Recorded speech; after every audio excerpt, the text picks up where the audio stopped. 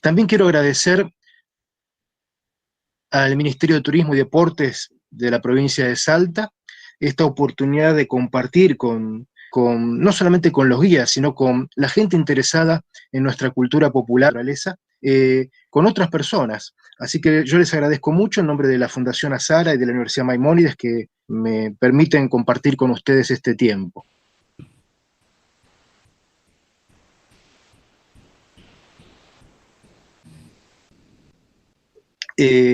Augusto Raúl Cortázar, que nació en 1910, fue autor de más de 10 libros,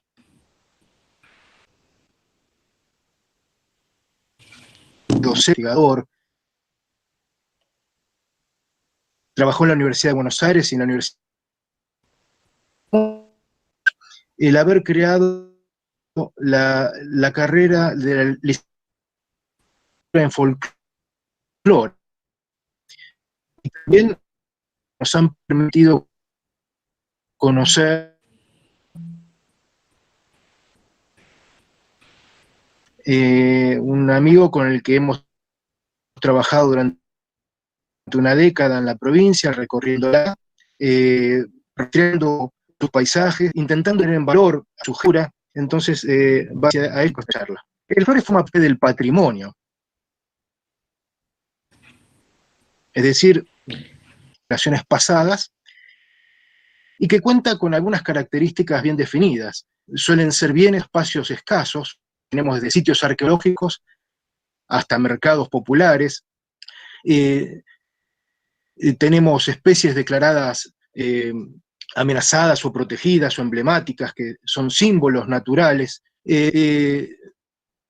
no abundan. Es decir, cuando mencionamos las ruinas de Tastil, o la catedral, íconos que no tienen duplicados. A su vez, estos rasgos de alto valor hace que tiendan a estar protegidos, a que tengan reconocimiento público, interés público, que la gente sienta que les pertenece o que ellos pertenecen a esos lugares. Entonces también motorizan la actividad turística. Pero hay algo importantísimo para considerar, que es la cotización en el mercado. El máximo valor es simbólico, es lo que representa para nosotros. Claudio. Decía entonces que el patrimonio se conforma de una multitud de sociales y culturales. También de bienes llamamos materiales e inmateriales. ¿Sí? Se escucha muy Yo te escucho entrecortada bien. Tu presentación. ¿Puedes apagar tu cámara, por favor? La cámara. ¿Cómo no? Ahí está. Voy a tratar de volver a la presentación. ¿Se ve y se escucha bien ahora, mejor? Intentemos, a ver qué pasa. Muy bien. Bueno, les decía antes entonces que, a ver, vuelvo para atrás. El máximo valor del patrimonio es lo que representa, es su valor simbólico.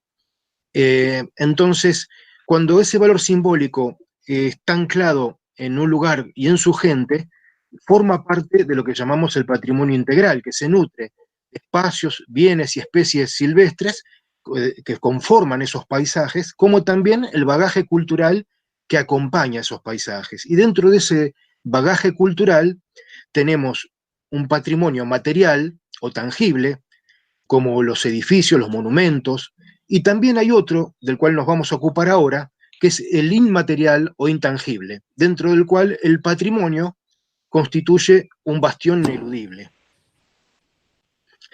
Entonces, podríamos preguntarnos cuál es el patrimonio de los salteños o algo más de fondo. ¿Con qué se identifican los salteños?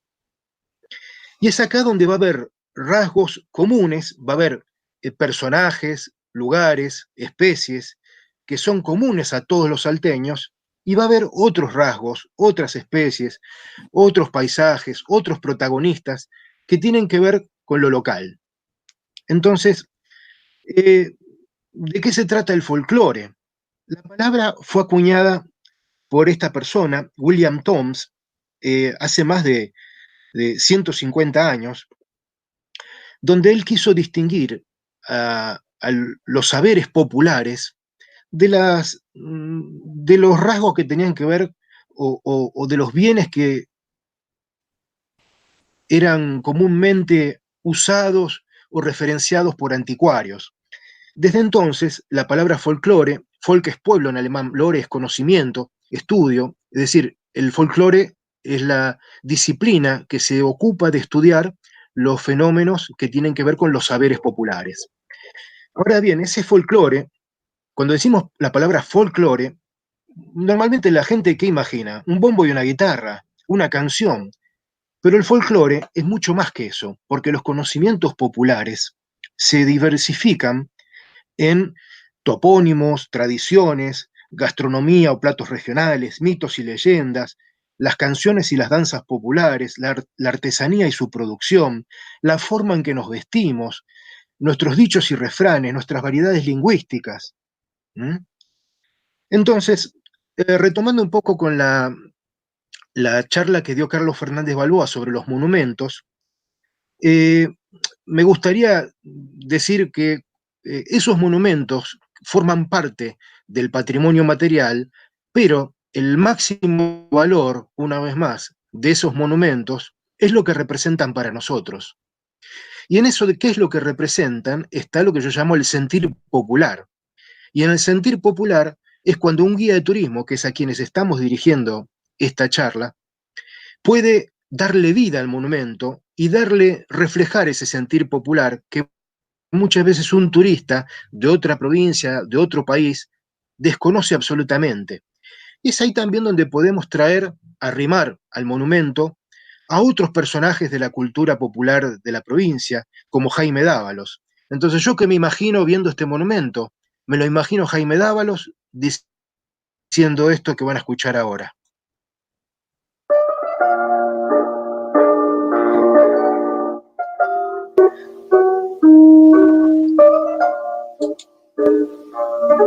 Sobre tu pedestal de roca viva, oteas cauteloso el horizonte. Cóndor que acecha desde su alto monte, del enemigo una señal furtiva. Vendrá esta vez del norte el nodo artero, cual tantas otras, pero no de día. Lloviznosa y fría en que un Judas te vende por dinero. Padre salteño, por la espalda herido, huyendo, desangrándote en la oscura senda del Chamical. No quiero verte, sino aquí, ya de vuelta del olvido, viva, plasmada en bronce la figura con que tu gloria triunfa de la muerte.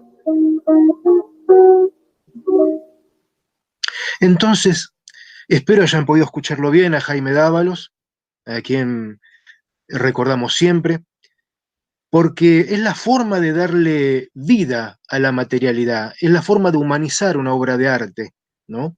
Y entonces, un guía, ¿qué puede hacer? No solamente arrimar ese sentir popular, sino también linkear ese sitio, ese monumento, con otros lugares a donde uno puede ahondar.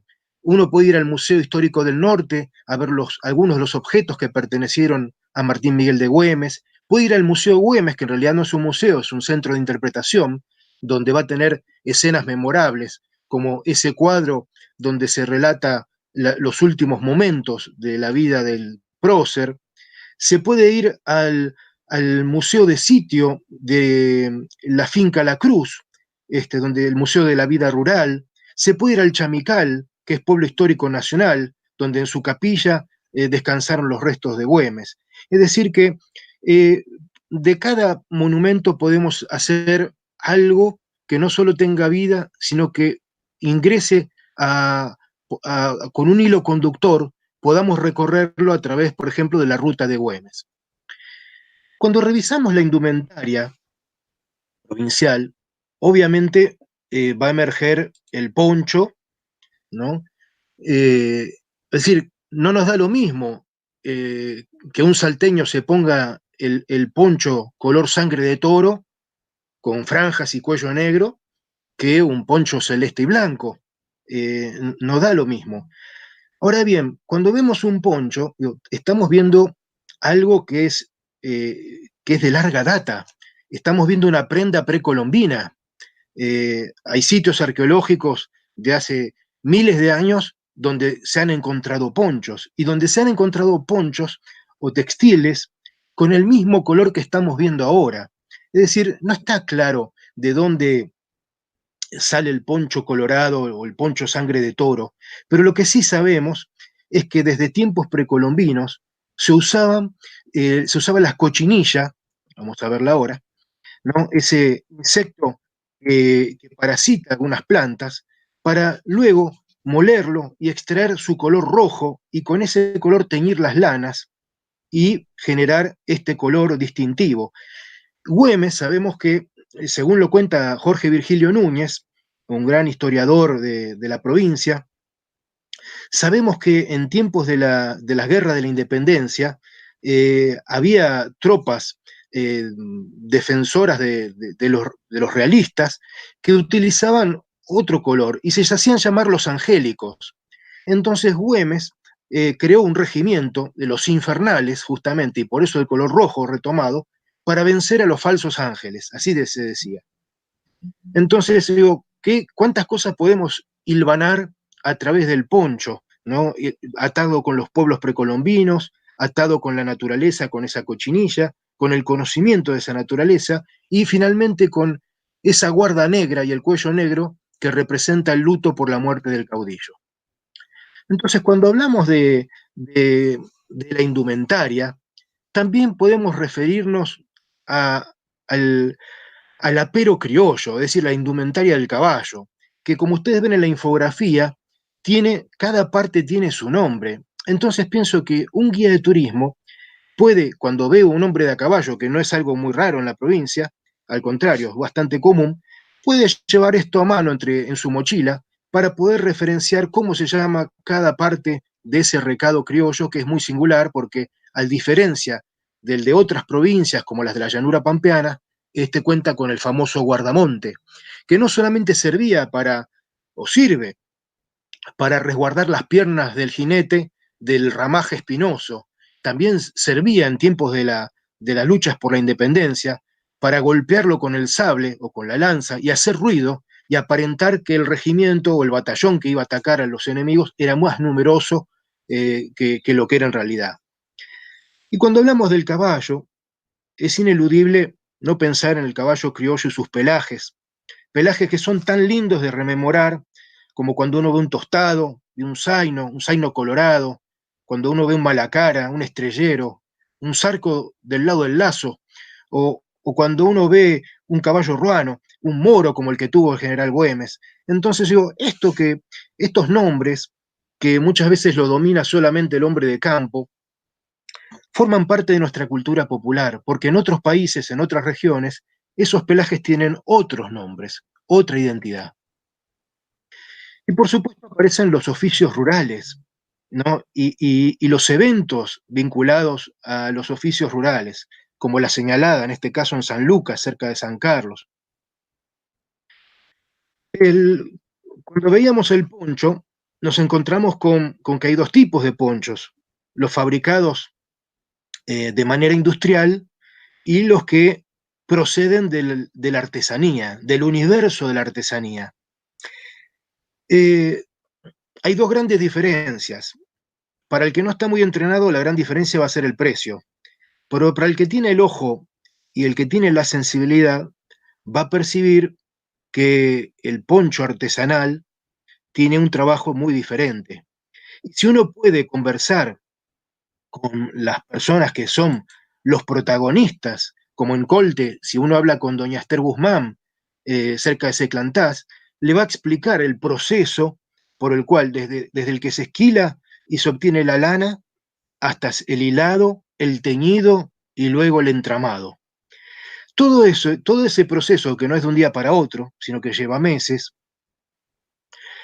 es lo que explica las horas de trabajo que hay detrás de un poncho y por lo tanto el precio comercial o el precio al cual se lo termina vendiendo.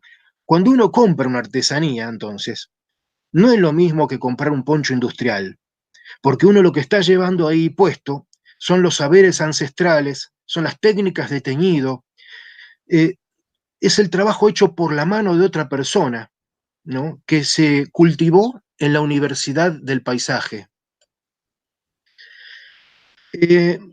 Por supuesto, tenemos ponchos y ponchos. Y si uno viaja hasta Molinos, se va a encontrar con el criadero de Vicuñas Coquena, que maneja la Asociación de Artesanos San Pedro en Olasco.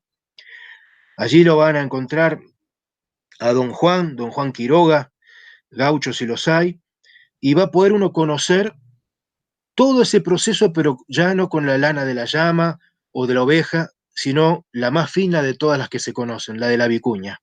¿Mm? También podemos abrevar, si estamos en Molinos, como en otras ciudades, lo que se llaman las devociones populares.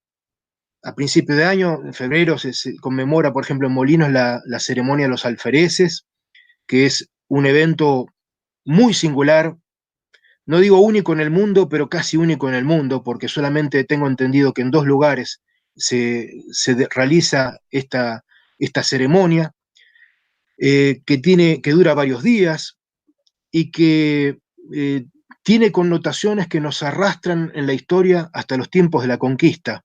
Cuando los conquistadores llegaban a un lugar, hacían una recorrida, lo rodeaban y luego desencillaban de sus caballos y con los estandartes los batían a ras del suelo tomando posesión de las tierras nuevas en nombre del rey. Con el paso de los años, de los siglos, se siguió haciendo esa conmemoración, ya no tomando las tierras en nombre del rey, sino en nombre de Dios. Y es así como todavía en Molinos podemos ver esta fabulosa demostración de las devociones populares. Hace unos minutos hablamos de la artesanía. La provincia de Salta no solamente es diversa en ecorregiones, donde uno puede tener desde los Altos Andes, la Puna, las Yungas, el Chaco salteño. También esa diversidad de paisajes está acompañada por una diversidad humana, una diversidad cultural, donde encontramos distintos pueblos o descendientes de los pueblos originarios enraizados en esos paisajes.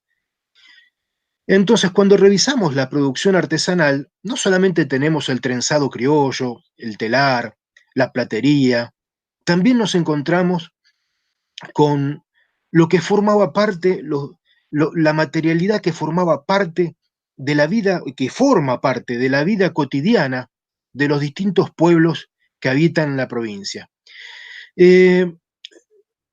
Ahora, ¿qué es lo que está sucediendo? Y es acá donde un guía, apelo a los guías, a los buenos guías, para que ayuden a apuntalar la demanda artesanal. Muchas veces el artesano no tiene capacidad o fuerza de elegir un estilo de vida y su producción se ve muchas veces influenciada por la demanda, es decir, por quienes la compran. Entonces, ¿qué es lo que estamos viendo? Que estas máscaras de la cultura chané, usadas ancestralmente de modo ceremonial, con distintos usos para hacer, por supuesto, como toda máscara en el mundo, para hacer representaciones en ceremonias como la del Areté. Sin embargo, la demanda a veces hace que se empiecen a producir máscaras, a fabricar esas máscaras, desvirtuando no solamente el diseño, sino el significado. Porque, como ustedes pueden ver en la foto de la derecha, de abajo de todo, y la de arriba también, eso que llamamos máscaras ya no son máscaras, son adornos de pared, porque no tienen los agujeros donde alguien se la pueda poner en la cara y representar un personaje. Se golpearía, se mataría, se caería, porque no está pudiendo ver. Y lo que no estamos pudiendo ver acá son varias cosas. Una es qué es lo que está pasando. ¿Por qué pasa esto? ¿Por qué ya no representan lo que eran máscaras? ¿Y por qué los diseños se han desvirtuado, como ustedes ven arriba, en cacatúas azules o amarillas que no existen en América? Es decir, ya se está produciendo animales, ¿no? Que son producto de la contaminación cultural o de la fantasía, cuando en Salta, como lo dije antes, es una de las provincias más diversas biológicamente de la Argentina. O sea, que no es que falten modelos.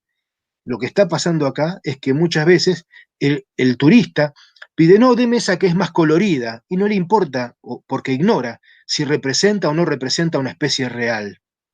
A nosotros sí nos importa, porque una especie real es la que vive en el monte, es la que ha inspirado al Chané a hacer esa máscara y a representarla. ¿Mm?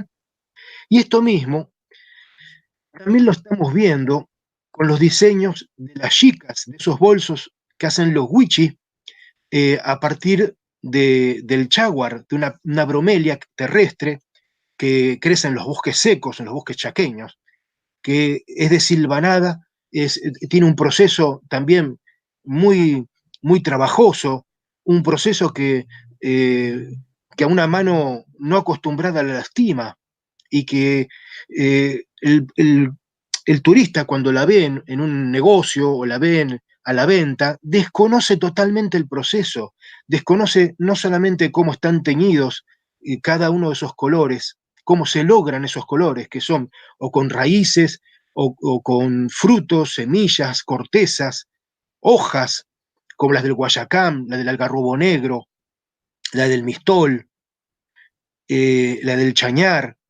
Entonces, claro, si uno no explica esto, pareciera que la elección da lo mismo como en ese negocio que mezcla todos los bolsos, los auténticos de Salta con los que vienen de otros países, los que están teñidos a la vieja usanza con el conocimiento ancestral y los que están teñidos con el vinilo colibrí.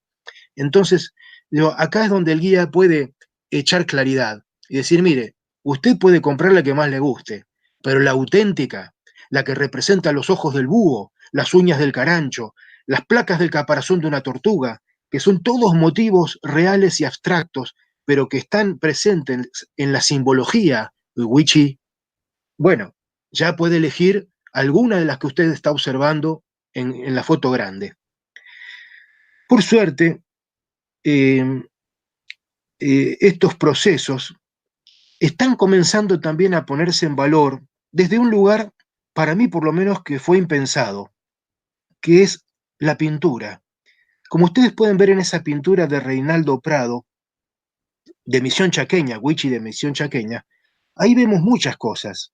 Vemos una señora cocinando, vemos otra colgando las fibras del jaguar una vez teñidas, vemos otra señora trabajando, tejiendo, y también vemos la fauna que aparece, la cual el mundo y la cosmovisión wichi no es ajena.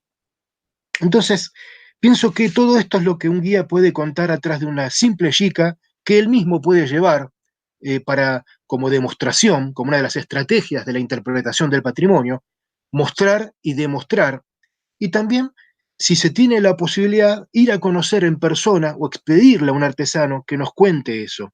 Y si vemos alguna de las pinturas, como las de Sara Díaz o como la de Reinaldo Prado, también podemos mostrarle este testimonio.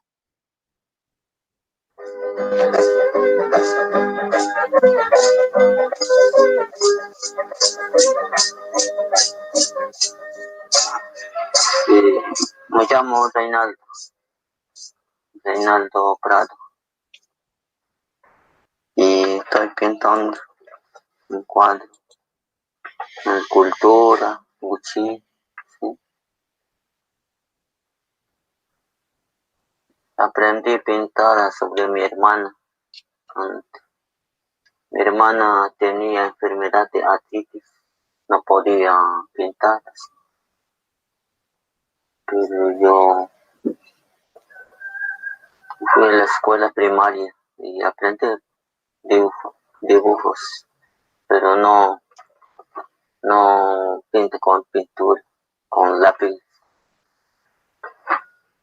Y mi hermana aprende en el hospital, en Salta, Milagro. Él aprendió. Le operaron los ojos y después ahí pintaba, ahí en el hospital, Milagro. Ahí pintaba. Después volvió a la casa, ahí pintaba con papel, después con cartón, después chapadura, así. Primer cuadro lo vendí con un chico de Buenos Aires.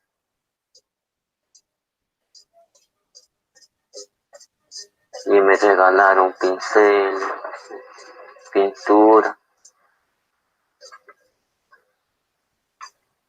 Y bueno, y seguí pintando.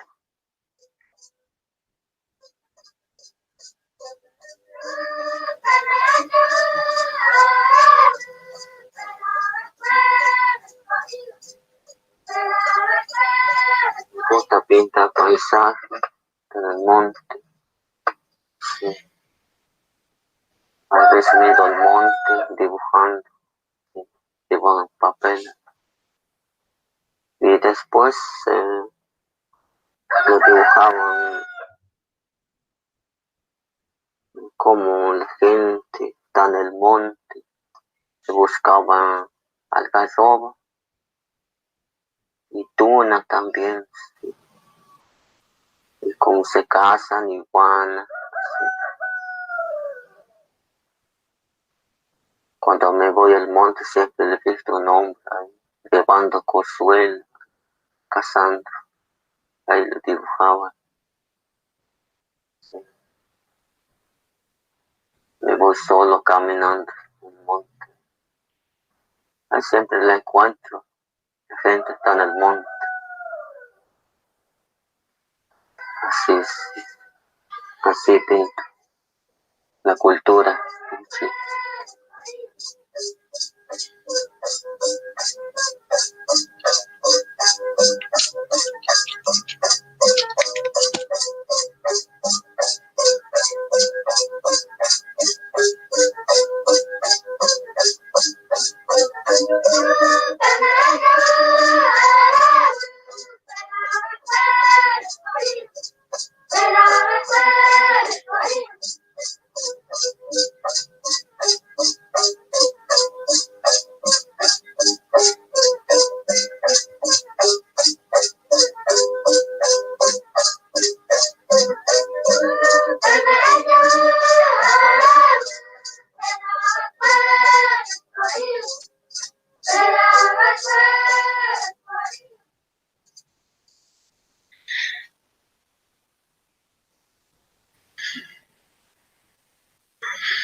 Bueno, me parece importante, después de haber visto esto,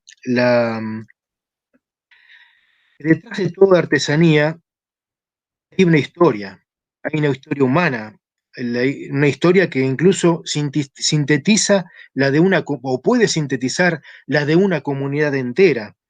Entonces digo esto porque muchas veces el turista regatea los precios como si en todas las culturas formara parte de lo aceptado o de lo bien visto. Digamos, y en Argentina, regatearle el precio a un artesano realmente roza lo inmoral, porque cuando uno repasa dónde vive, cómo vive, sus historias de vida, realmente no corresponde, no corresponde. Entonces, si revisamos después de estos ejemplos, estos pocos ejemplos, ¿qué es lo que vemos como artesanía puesto en las vidrieras de los negocios? Vemos un cóctel donde la autenticidad no emerge con claridad. No es que haya artesanía válida e inválida, simplemente lo que digo es, el guía puede contribuir enormemente a establecer los criterios para que el turista, si viene en la búsqueda de una artesanía auténtica, la pueda reconocer y no que compre al azar cualquier elemento de la artesanía urbana, creyendo que se está llevando algo enraizado con el paisaje y con los conocimientos ancestrales. No, hay por supuesto artesanía hibridada entre lo ancestral y lo moderno, y todo es válido, porque la artesanía es una construcción permanente, es decir, la pintura wichí no existía años atrás. Entonces, yo no es que estoy siendo un fundamentalista, lo que digo es, hay que conocer cuál es la historia detrás para llevarse una artesanía auténtica y que uno la vincula con la experiencia del conocimiento de la naturaleza, del paisaje y de los pueblos originarios en este caso. Otro de los rasgos de los cuales se ocupa el folclore es la toponimia. La toponimia encierra tres aspectos en general. Uno que es lingüístico, es el que da el nombre, la construcción del nombre, de la palabra. Uno histórico, que tiene que ver con los eventos que acompañan esa palabra, y otro geográfico, que es dónde ocurre todo eso. En el caso que estamos viendo, que es el de Alemania, nos encontramos con que el origen no está del todo claro. Hay como distintas versiones. Algunas refieren a obreros de origen alemán que trabajaron en la construcción del ramal, del ferrocarril que pasa por ahí, y que por la pronunciación local derivó de Alemania en Alemanía. Algo parecido se cuenta se sabe, mejor dicho, que desde el año, si mal no recuerdo, 1635 había referencias de una estancia en la región con el nombre de Alemania o Alemanía. Y finalmente la tercera versión es que se trató de una parcialidad aborigen que habitó esa región y cuyos integrantes eran conocidos como los alemaníes. Bueno, es decir que tenemos como distintas distintas versiones acerca del origen del nombre. Pero también quisiera, no lo voy a pasar ahora por razones de tiempo, pero me parece que puede ser oportuno si uno pasa por Alemania, llevarse en el celular, en un CD, la canción del dúo salteño. Vale la pena detener el vehículo, poner la canción y escucharla. Y yo soy seguro que se van a conmover. Vamos a ver si podemos. Un poquito.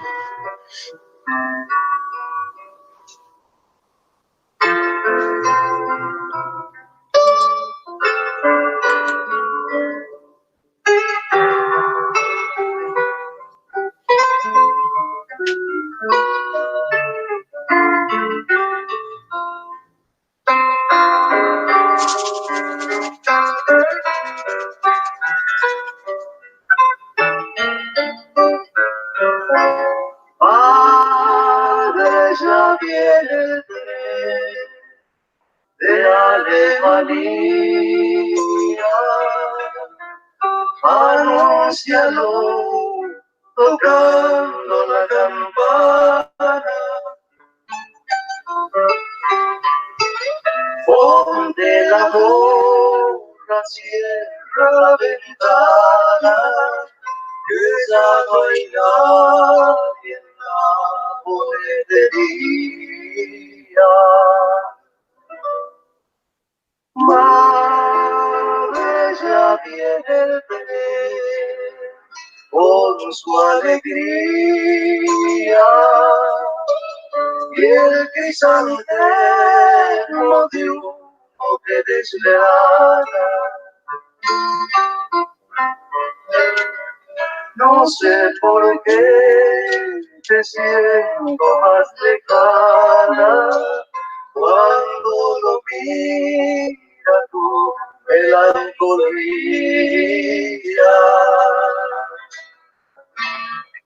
Oh Padre mío, perdido entre los trenes, nadie define a nadie. Hombre, no sé por qué yo siempre espero. Nadie despide a nadie hasta que un día en un remoto tren de Alemania adolescente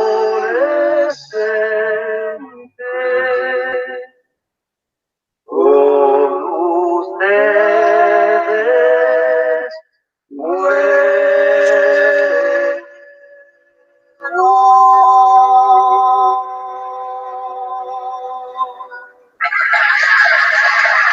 Bueno, el dúo salteño, Néstor Echenique y Patricio Jiménez, a quienes escuchamos recién. Siguiendo con los topónimos, cuando vamos para Molinos, nos encontramos con el río Molinos, que debe su nombre al molino antiguo histórico que está en sus orillas. Y algo importante que puede hacer un guía es rastrear el origen de esos topónimos, aunque haya distintas versiones. Uno puede hacer como hice yo recién, decir, mira, algunos creen esto, otros creen esto y otros esto. Pero también podemos hacer algo superador, que es cuando se ha conservado los bienes anclados con el paisaje, podemos proponer que sean protegidos. Esto es lo que hicimos desde la Fundación Naturaleza para el Futuro en su momento, año 2009, si mal no recuerdo, proponiéndole a las autoridades locales que protejan los márgenes del río Molinos, que dan nombre al pueblo, que dan identidad, que se ancla con la actividad molinera o molinista. Entonces, bueno, y por suerte se dictó una ordenanza protegiendo ese paisaje. No es que ahí no se pueda hacer nada, no es que es un área intangible, no, simplemente se regulan las actividades para que puedan ser usados, pero sin destruirse. Muy bien. Cuando uno entra a caminar por la provincia, va a ver que no abundan las farmacias en los pueblos chicos, pero lo que va a abundar son los conocimientos sobre las plantas medicinales. Y si uno va hasta San Antonio de los Cobres, por ejemplo, se va a encontrar con el boliche de Doña Teo, donde lo único que se vende, nada más y nada menos, es plantas medicinales. Es una verdadera farmacia de plantas medicinales. Entonces, cuando uno conversa, sobre todo con las mujeres mayores, que son las que dominan el arte del conocimiento de estas plantas, se va a dar cuenta que donde no está la farmacia, está el monte, está la naturaleza, para aliviar los dolores y los pesares humanos. Entonces yo digo, bueno, ¿qué puede hacer un guía? No solamente cuando menciona las plantas silvestres, dar el nombre, sino si puede incorporar el conocimiento medicinal, el de la medicina empírica o la medicina tradicional.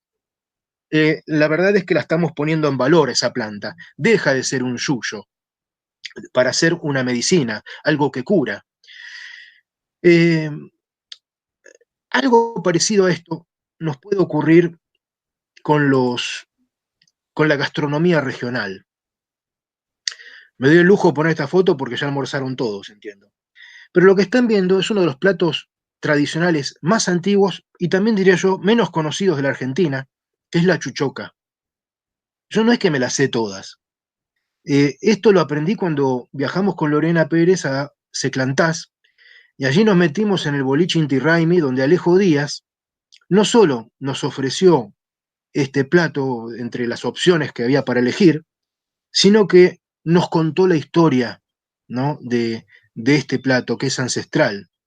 Y las horas que lleva de cocción, prácticamente más de un día. También si uno se adentra con el personaje, entra a descubrir que ese Alejo Díaz formó parte del grupo Arrieros del Valle, que muchos hoy no lo conocen, pero que tuvo su trayectoria. Entonces me parece que puede hacer un guía, rescatar los platos tradicionales, los que tienen anclaje con el paisaje, los que tienen historia, porque el maíz es americano, ¿no? Es una planta que América le dio al mundo. El conquistador desconocía el maíz como desconocía el chocolate, el tomate, la batata, la papa. Entonces cuando los ajíes, cuando nosotros vemos que nuestros platos tradicionales se basan en ingredientes absolutamente americanos, estamos ofreciendo algo que es de lo más autóctono que tenemos y que además está hecho con una receta que no se aprendió en ninguna universidad ni academia de gastronomía, sino una receta que tiene recorrida de siglos simplemente desde la transmisión oral, del boca en boca. Esto mismo lo podemos encontrar cuando viajamos a Chicoana y nos encontramos con las tamaleras, ¿no? Como Julia Ortiz, que nos está mostrando acá lo que ella hace con sus manos. Entonces digo, bueno, qué importante es no solamente promover la gastronomía regional, los platos tradicionales como primera opción en la carta de un restaurante, no importa dónde esté en Salta, ¿no? No digo que no tenga que haber milanesas con papas fritas o que no tenga que haber pizza, pero lo primero debería ser lo nuestro. Lo primero debería ser con lo que nos identificamos. Esto que tiene arraigo en la tierra, en el paisaje, en la memoria, en la historia, ¿no? En la cultura popular. ¿Mm? Entonces, cuando uno visita un boliche, por supuesto va y compra lo que tiene que comprar, pero también puede conversar, ¿no? Porque en esa conversación es donde van a surgir los otros conocimientos populares.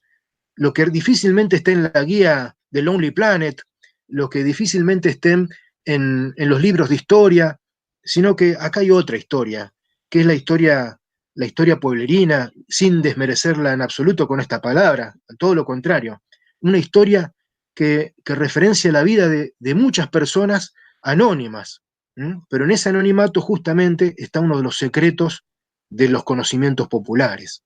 Y ahí es donde van a saltar, por ejemplo, los dichos, los refranes, mañero como un loro viejo no aprende a hablar, todas cosas que tienen que ver con, cuando dicen loro viejo, no se están refiriendo a una cacatúa de Oceanía, ¿no? Tampoco a los guacamayos que están en México, se están refiriendo al loro, el loro por antonomasia es el loro hablador, una de las especies que habitan en los montes de la provincia de Salta.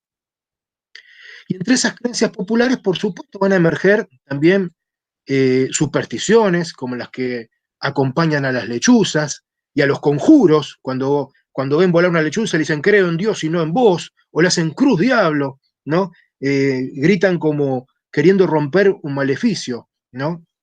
Sin embargo, las lechuzas, mucha gente que cree que traen mala suerte. Yo les voy a decir, trae mala suerte si las matamos nomás, porque si las matamos aumentan las poblaciones de ratas. Entonces, si aumentan las poblaciones de ratas por no tener su control biológico, puede ser que haya muchas más enfermedades y que tengamos otra pandemia. Así que honor y gratitud a las lechuzas y a todas las creencias. Con esto no quiero decir que hay que desterrar las creencias populares, no, pero hay que saber dónde ubicarlas. ¿Mm? Y entre esas creencias populares también se encuentra, cuando uno escucha esto, a ver,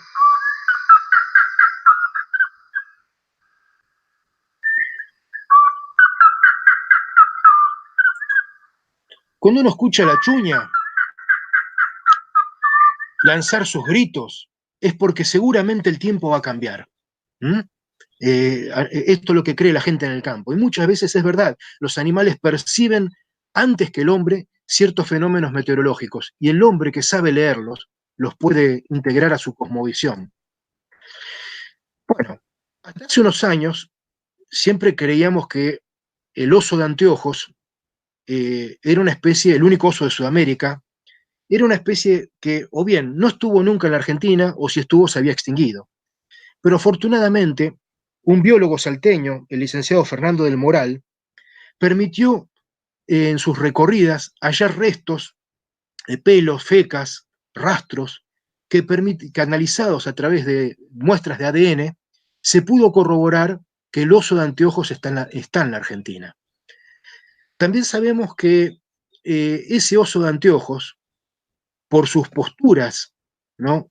Casi humanizantes, uno cuando ve la foto de la derecha piensa que podría ser perfectamente un hombre disfrazado, eso es lo que explica ciertas creencias o leyendas como la de Lucumar.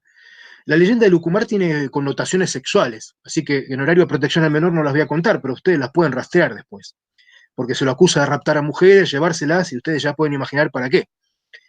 de ahí saldrán los hijos. Pero también sabemos que en la cosmovisión de los pueblos originarios, este es un animal sagrado, porque es el custodio de las huacas o los sitios sagrados. Esto también explica por qué hay mucha gente vinculada a las ciencias naturales, a la zoología. Cuando salió a rastrear al oso, fue mi caso, yo arranco con mi experiencia. ¿Yo qué hacía? Iba caminando por las yungas y le preguntaba a los pobladores locales, ¿usted conoce? Acá hay un oso negro, grandote, así, y todos me decían que no. Probablemente en alguno de esos parajes el oso estaba. ¿Pero por qué la gente lo negaba? Porque si me decían que estaba, podría traicionar a sus sitios sagrados, porque los estaría delatando. ¿Dónde están? Y yo los podría ir a profanar si no tuviera educación. Entonces, ¿cuántas cosas hay atrás de una especie y de una creencia popular? Una leyenda en general no, siempre, es una narración. Es una narración que tiene o protagonistas o lugares que existen. Y después viene un relato que está nutrido a veces por supuesto, de fantasía, de eventos extraordinarios, pero que ineludiblemente va a culminar con una lección, con una enseñanza, con una moraleja, porque las leyendas tienen milenios. Cuando no había leyes, había leyendas. Y esos relatos, como las parábolas, también, que es otra de las ramas del folclore literario, del folclore oral, ¿a qué apuntaban? A construir una sociedad con valores morales, con valores que había que cumplir para mantener el orden, mantener la armonía, mantener la paz, la convivencia. ¿Mm? Muy bien. Muchas veces vemos, cuando visitamos un museo, como el Museo Arqueológico de Cachi, el Museo Histórico del Norte, el Museo del Churcal, que habría que rehabilitarlo, vemos que las urnas funerarias, en sus diseños, muchas de ellas representan animales como el suri, los anfibios, pero también, en particular, serpientes, a veces bicéfalas con 2 cabezas. ¿Por qué? Porque también se cree, por lo menos los calchaquíes, creían que las serpientes eran las custodias naturales de los cementerios. Entonces, la decoración de una urna funeraria con una serpiente le daba mayor protección, o bien se agradecía la protección de la yarará u otras especies que generan temor ante su aparición y de esa manera desalientan la permanencia en los lugares sagrados. Bueno, alguna vez Atahualpa Yupanqui dijo: ignoro si algún día volverán las leyendas a correr a través del alma de nuestro pueblo, pero pienso que sería saludable que así ocurriera. Tantos años después sigue siendo saludable que ocurra, y una forma eficaz de ayudar a salvar las leyendas es rastrearlas, pedirle a la gente que nos las cuente, preguntar si la conocen, si oyó hablar de Lucumar, si oyó hablar de Coquena, si oyó hablar de la flor del clavel del aire, cuál es su relación con la Pachamama, ¿no? Y preguntarle si nos puede contar, porque de eso se trata una leyenda, de contar algo que normalmente encierra una enseñanza. Y hablando de contar, podemos hablar de cantar. Juan Alfonso Carrizo realmente ha hecho una tarea titánica de salvataje del coplero popular de Argentina, no solo de Argentina, sino en ese cancionero popular está el siglo de oro español. Se infiltró con los colonizadores y quedó en la memoria colectiva. Cuando una persona en el campo agarra su caja bagualera, y dice unas coplas, y uno repara en la métrica, muchas veces va a ver que son versos octosílabos propios del siglo de oro español. Entonces, no nos tiene que extrañar que andando por el mundo lo miro el cóndor volar. Bien haiga, bicho dichoso, tus alas me habíais de dar. Anoche, mientras cenaba con mi familia, tomaba un poco de vino y pensé para mis adentros, por el aroma de los blancos, por el color de los tintos, por ser buenos y distintos, a su salud brindo, por el vino. Es decir, que la copla se transforman en versos que tienen que ver con los sentires populares, con la memoria, con la capacidad de relatar, con la capacidad de describir de otra manera las cosas. A veces el coplero dice en versos lo que no se anima a decir en su conversación regular. Por eso a las coplas hay que escucharlas bien atento. Y hablando de bien atento, quisiera traer a la mesa así estos personajes que, como en Guachipas, Pajarito Aguirre, digamos, el vocero, diría yo, de las pinturas rupestres o del Cerro de las Cuevas Pintadas de Guachipas, el que tiene, digamos, sabemos que hay un conocimiento basado en la arqueología, en los testimonios que brindan los restos materiales que se encuentran en las excavaciones y que los arqueólogos pueden analizar.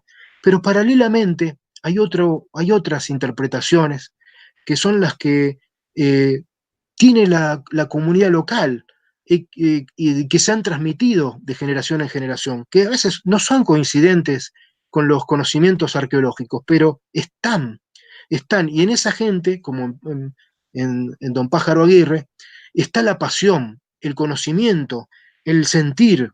Y si yo vuelvo a Molinos y me encuentro ahí con Don Juan Quiroga, y uno puede compartir las tradiciones gauchescas, las comidas criollas, realmente la experiencia va a ser única, va a ser muy diferente.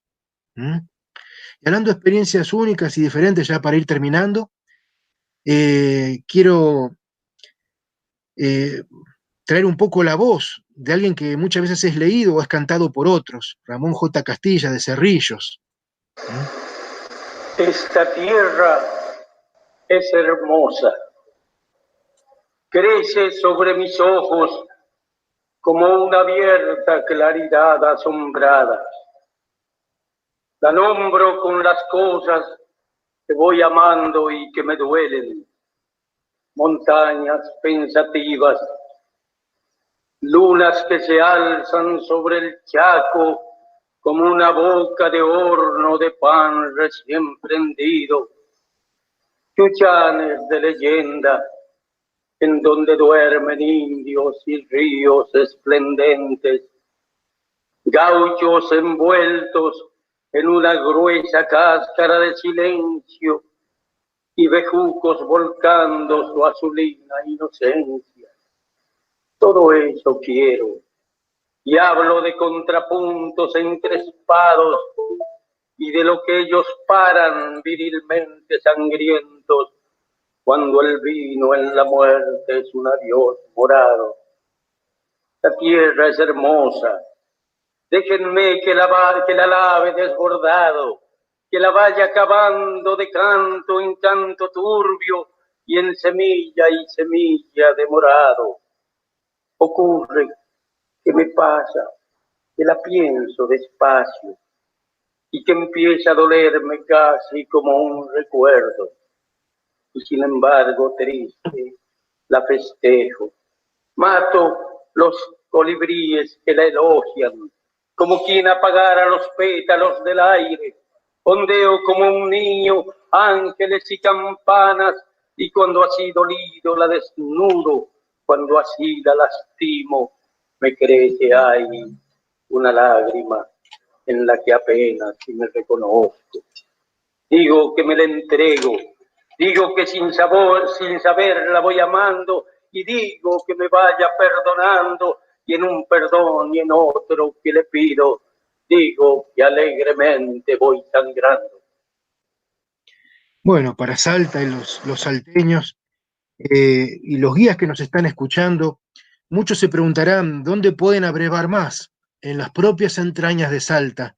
Hay un portal informativo excelente. Ahí abajo ustedes pueden ver el link www.portaldesalta.gov.ar y van a poder nutrirse de muchas de estas cosas que vimos acá al pasar, como un vendedor ambulante arriba de un tren, ¿no? Ese ha sido mi rol hoy. pero ustedes van a poder encontrar ahí mitos, leyendas, los pueblos originarios, las danzas y las tradiciones. Van a encontrar realmente libros para descargar. Entonces, para concluir esta breve presentación, simplemente cerca de San Carlos me encontré con este mural de Acción Poética Salta. No sé quiénes son, no los conozco, pero a mí me impresionó mucho porque ese te espero, te olvido puede simplificar o sintetizar los desafíos. ¿Qué esperamos? ¿Qué esperamos de los demás y de nosotros mismos? ¿Qué esperamos? Yo lo que espero es que podamos rescatar estos saberes, ponerlos en valor. Un guía puede hacer mucho en ese sentido, y luchar contra el olvido, que tal vez es la forma de extinción más refinada y cruel que existe. Muchas gracias. Gracias, Claudio. ¿Estás ahí, Claudio? Estoy acá, no sé si me ven. Sí, muchas gracias, Claudio. Estuvo muy buena tu exposición. 175 personas se quedaron esperando a pesar de la demora que tuvimos y todos muy agradecidos. Hay algunos comentarios que te los leo. ¿Sí? ¿Cómo no? ¿Puede ser? Por supuesto. Un segundo, por favor. Primero, piden por una segunda vuelta. Pero hay otras cosas. Un segundo, por favor. Hay mucha gente que en Salta que puede dar esto. Yo lo mío es gratitud, es devolver algo de lo que me ha dado a mí. Preguntan si hay algún compendio de medicina ancestral y de la gastronomía para fomentar el conocimiento. Todo disperso. Pero hay mucho, pero disperso. Esa es una buena misión para quienes nos han escuchado, que alguno recoja el guante y empiece ese trabajo. Un segundo, se me perdieron las cosas ahora. Giovanna, un ratito, por favor. Menos mal que la tecnología nos ayudó. Sí. Nos hizo sufrir, pero ayudó un poco, sí. Sí. Bueno, no sé, las tenía. Se me perdieron, perdón. No pasa nada. Bueno, pero todos estaban muy agradecidos por la presentación, pedían una segunda vuelta y había una página que me pasaron y ahora no la estoy encontrando. Bueno, muchas gracias, Claudio, un millón de gracias y a la audiencia también. Muchas gracias. Un saludo a todos los amigos de Salta, que son muchos. Bueno, gracias, Claudio.